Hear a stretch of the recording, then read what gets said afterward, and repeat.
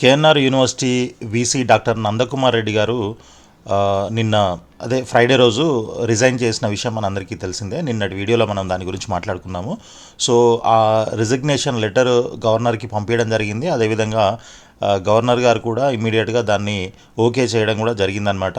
అయితే దానిపైన అసలు ఈ అవకతవకలు ఏదైతే జరిగాయో అవి నిజంగా జరిగినట్లయితే వాటికి సంబంధించి ఎంక్వైరీ చేసి వాటికి ఎవరైతే కారకులు ఉన్నారో వాళ్ళందరిపైన కఠిన చర్యలు తీసుకోవాలని చెప్పేసి ముఖ్యమంత్రి రేవంత్ రెడ్డి గారు కూడా ఆదేశించడం జరిగిందనమాట.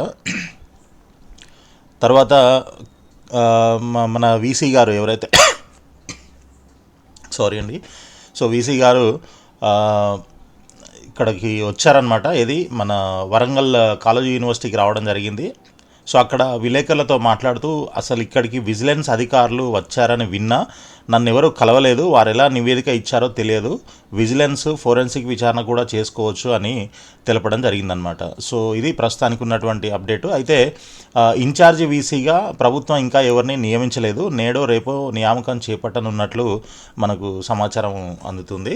సో చూద్దాం మరి నెక్స్ట్ ఇన్ఛార్జి వీసీగా ఎవరు వస్తారు అనేది.